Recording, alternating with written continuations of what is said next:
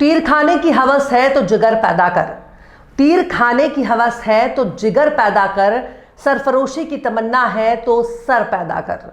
सलाम, नमस्ते, सत श्री अकाल। मैं हूं आपके साथ हर्षिता मिश्रा और आप देख रहे हैं टाइम्स मेल। इस वक्त अगर आपसे पूछा जाए कि फिलिस्तीन और इजराइल से भी बड़ा ऐसा कौन सा मुद्दा है जिसे पूरी दुनिया में जोर शोर से याद किया जा रहा है, तो आप बेझिझक कह सकते हैं कि यूक्रेन और यूक्रेन। दरअसल जेलेंस्की को अमेरिका ने सर्कस का ऐसा जोकर बना दिया जिसे पहले तो पूरी दुनिया के सामने नाचने के लिए मजबूर किया।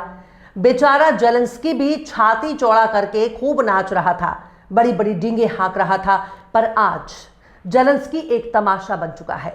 पर अफसोस, जिस अमेरिका ने जेलेंस्की को तमाशा बनाकर नचाया, उसी तमाशे को देखने के बाद जितने भी चिल्लर जेलेंस्की पर न्यौछावर किए थे, उन तमाम चिल्लर को बटोरकर अमेरिका चुपचाप खिसक गया और अब जेलेंस्की से पूछ रहा है कि बताओ हम तुम्हारे हैं कौन। यानी अमेरिका ने जेलेंस्की के कंधे पर हाथ रखकर पूरी दुनिया के सामने उसका तमाशा बनवाया और जब दुनिया ने उसके नाच तमाशे को देखकर पैसे लुटाए तो सारे पैसे बटोर कर अमेरिका रफू चक्कर हो गया। बेचारे जेलेंस्की साहब खुद को सबसे ठगा महसूस कर रहे हैं। दरअसल अमेरिका की यही फितरत है। पहले तो वो देशों के बीच में झगड़ा लगवाता है, दूसरे देशों में मनचाही सरकार बनवाकर अपना कठपुतली बैठाता है और उसी के जरिए अपना सारा फायदा हासिल करता है। अब देखिए कि यूक्रेन किसी जमाने में सोवियत यूनियन का हिस्सा हुआ करता था, जिसे आज के दौर में आप रूस कहते हैं। लेकिन रूस को धौंस दिखाने के लिए अमेरिका ने यूक्रेन में अपना बंदा बैठाया, जिसे आप व्लादिमीर जेलेंस्की के नाम पर जानते हैं। ये नेतागिरी से पहले एक कॉमेडियन थे। ये बहुत बड़ा मस्करा था, लोगों को हंसाना, नाचना गाना ही इनका शौक था। पर अमेरिका ने जेलेंस्की को अपने शीशे में ढाल लिया और इसी के जरिए यूक्रेन पर कंट्रोल करने लगा। जेलेंस्की के कंधे पर हाथ रखकर उसे नाटो में शामिल होने का लालच दिया। फिर रूस ने नाटो के विरोध में यूक्रेन पर हमला कर दिया। 3 साल जारी जंग में यूक्रेन के एक बड़े हिस्से पर रूस का कब्जा है, जिसे अब वो छोड़ना नहीं चाहता। पर अमेरिका भी रूस के साथ खड़ा है।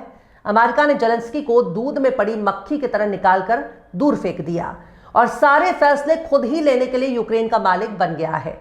आखिर कैसे शांति का दुश्मन बन चुका है अमेरिका? आखिर कैसे यूक्रेन को नीलाम करने पर तुल चुका है ट्रंप? आखिर कैसे अमेरिका के चक्कर में जेलेंस्की बना सर्कस का जोकर? बताएंगे आपको और भी बहुत कुछ। लेकिन आप अगर हमारे चैनल पर नए हैं और पहली बार हमारी वीडियो को देख रहे हैं तो आप हमारे चैनल टाइम्स मेल को सब्सक्राइब कर लें, वीडियो को लाइक कर दें और बेल आइकन का नोटिफिकेशन बटन भी प्रेस कर दें, ताकि बिना देरी हमारी हर खबर आपको मिलती रहे। लौटते हैं आप खबर की तरफ। इस वक्त सऊदी अरब, अमेरिका और रूस के साथ मिलकर यूक्रेन की जंग को खत्म करने के लिए बहुत ही बड़ा किरदार अदा कर रहा है। मिडिल ईस्ट में सऊदी अरब एक ऐसी ताकत बनकर सामने आया जिसने कतर को भी पीछे छोड़ दिया। कतर 2 देशों के बीच के झगड़े सुलझाने के लिए रेड कारपेट बिछवाकर स्वागत करता था, पर सऊदी अरब यूक्रेन और रूस के बीच की जंग को खत्म करने के लिए बातचीत कर रहा है। इस तस्वीर को गौर से देखिए। इस तस्वीर में बहुत कुछ खास है, जिसे देखने के बाद आपको पूरा माजरा समझ में आ जाएगा। दरअसल ये तस्वीर सऊदी अरब की है। एक तरफ बैठे हैं अमेरिकी विदेश मंत्री मार्को रूबियो और दूसरी तरफ बैठे हैं रूस के विदेश मंत्री सर्गेई लावरोस। दोनों ही एक दूसरे के आमने सामने बैठे हैं। इसके अलावा एक ऐसी तस्वीर भी है जिसे सोशल मीडिया पर खूब शेयर किया जा रहा है।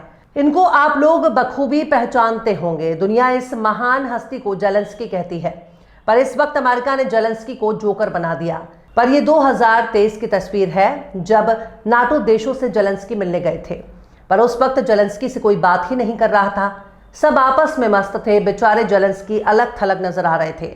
यूक्रेनी सेना की वर्दी में ये अकेले नजर आ रहे थे। सोशल मीडिया पर उनके हाथ में पानी सुखाने वाला पोछा थमा दिया गया। लेकिन तब में और आज में कोई फर्क नहीं रहा। तब जेलेंस्की अकेले थे और आज भी अकेले हैं। जिन लोगों ने इनके नाम पर दुनिया भर में प्रवचन सुनाए, वो इनको आगे करके खुद खिसक चुके हैं। सऊदी अरब में जिसके लिए मीटिंग बुलाई गई, उसी शख्स को इस मीटिंग में नहीं बुलाया गया। दुनिया भर की तमाम मंच पर जिस जेलेंस्की को बुलाया गया, आज ट्रंप का दौर आते ही उसे ही दरकिनार कर दिया गया। अमेरिका और रूस की इस बातचीत में यूक्रेन गायब है। न सिर्फ इस बातचीत से जेलेंस्की को दूर रखा गया, बल्कि यूरोप को भी इस बातचीत से बाहर रखा गया और यही यूरोप सबसे ज्यादा अहम है। यूक्रेन नाटो में शामिल होना चाहता था, यूक्रेन जंग भी यूरोप की वजह से ही शुरू हुई, पर यूरोप को इस बातचीत से दूर रखा गया। यानी जिस यूरोप को सबसे ज्यादा रूस का खौफ है, ना तो उसे बुलाया गया और ना तो यूक्रेन को बुलाया गया, जो इस जंग में दिवालिया हो चुका है। इसकी भी एक खास वजह है कि 3 साल की जंग के दौरान 8 बार यूक्रेन और रूस को बातचीत के लिए बुलाया गया, पर जब जब यूक्रेन बातचीत में शामिल हुआ तब बात नहीं हो पाई। अब ट्रंप ने इनको ही बातचीत से दूर रख दिया है। सब कुछ अमेरिका ही तय कर लेगा, पर इस पूरे जंग का मास्टर रूस है। रूस ने यूक्रेन पर हमला करने से पहले ही अपने यहाँ सारे इंतजाम कर रखे थे। उसने अमेरिकी पाबंदियों को पहले ही विकल्प तैयार कर लिया था कि कल को अगर अमेरिका ने उन पर कोई पाबंदी लगाई तो फिर रूस का कोई भी काम रुकना नहीं चाहिए। पर रूस ने ऐसा करके न सिर्फ जंग को अपने पक्ष में कर लिया, बल्कि अमेरिका के $300 बिलियन का नुकसान भी कर दिया। दरअसल सऊदी अरब की बातचीत में रूस के डायरेक्ट इन्वेस्टमेंट के चीफ भी शामिल होने आए, जो मीडिया से बातचीत में बता रहे हैं कि अमेरिका ने हमारे ऊपर पाबंदी लगाकर अपना ही $300 बिलियन का नुकसान कर लिया। अब देखिए, ट्रंप के शुद्ध कारोबारी आदमी हैं, इसलिए रूस पर लगाई गई पाबंदियों से अमेरिका के नुकसान के बारे में बताने के लिए रूस ने अपना आदमी भी अमेरिका से मिलने भेज दिया, ताकि रूस भी फायदे में रहे और अमेरिका भी। अमेरिका और रूस दोनों ही एक दूसरे के साथ रुका हुआ कारोबार फिर से शुरू करने के लिए तैयार हो गए। यहां तक कि दूतावास भी फिर से शुरू करने के लिए राजी हैं। यानी जो काम बाइडेन के दौर में ना हो सका, वही काम ट्रंप के दौर में हो रहा है। यानी अमेरिका और रूस ने सब कुछ आपस में तय कर लिया, खुद के फायदे के लिए कोशिशें भी कर रहा है, पर बेचारे जेलेंस्की से कोई भी पूछने वाला नहीं है। यानी 2 सुपर पावर एक दूसरे के साथ कंधे से कंधा मिलाकर खड़े हो गए और बीच में जेलेंस्की एक लंगूर बन चुका है।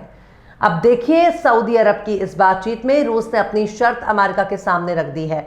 उसने कह दिया है कि वो सारे शर्त मान सकता है, पर यूक्रेन को नाटो में शामिल नहीं होने देगा। यानी पहला ये कि यूक्रेन ना तो नाटो का सदस्य बनेगा और ना ही नाटो की सेनाएं यूक्रेन में रहेंगी। हालांकि अगर गौर से देखा जाए तो अपना काम बिगड़ता देख जेलेंस्की ने अपनी इज्जत बचाने के लिए यूएई से ही लौट गए। उन्होंने 10 मार्च तक का वक्त लेकर तुर्की के दौर पर खिसक गए। दरअसल सऊदी अरब चाहता था कि इस बातचीत में यूक्रेन को भी शामिल किया जाए। इसी उम्मीद में बेचारे जेलेंस्की भागे भागे यूएई पहुंच गए और इसी उम्मीद में थे कि शायद अगर उन्हें बुला लिया गया तो वो तुरंत सऊदी पहुंच जाएंगे, पर अमेरिका और रूस ने उन्हें पूछा ही नहीं है। खैर, ट्रंप ने भी ये कह दिया है कि उनके पास 3 साल मौका ही मौका था, पर उनके आने से कोई बात नहीं बन सकी, इसलिए उनको बुलाकर क्या करना है। लिहाजा रूस और अमेरिका ने आपस में ही सारी बातचीत कर ली। खैर, कुल मिलाकर अमेरिका ने अपने फायदे के लिए यूक्रेन को खूब बुलबुल किया, उसका खूब हौसला बढ़ाया, उसके कंधे पर हाथ रखकर उनके साथ खड़ा रहा। पर सत्ता में आने से पहले भी डोनाल्ड ट्रंप यूक्रेन के बेहद खिलाफ थे। वो कहते भी थे कि यूक्रेन केवल फायदा उठाने के लिए अमेरिका आता है, फायदा लेकर चला जाता है। बहरहाल चलते चलते आखिर में जलील मानिकपुरी ने भी क्या खूब फरमाया है, दीदार की हवस है न शौक विसाल है, दीदार की हवस है न शौक विसाल है, आज़ाद हर ख्याल से मस्त ख्याल है। फिलहाल इस खबर में बस इतना ही। इस पूरी खबर को शम्स तबरेज़ ने लिखा है, जिन्हें आप ट्विटर पर भी फॉलो कर सकते हैं। ट्विटर हैंडल है @शम्स तबरेज़ कासी।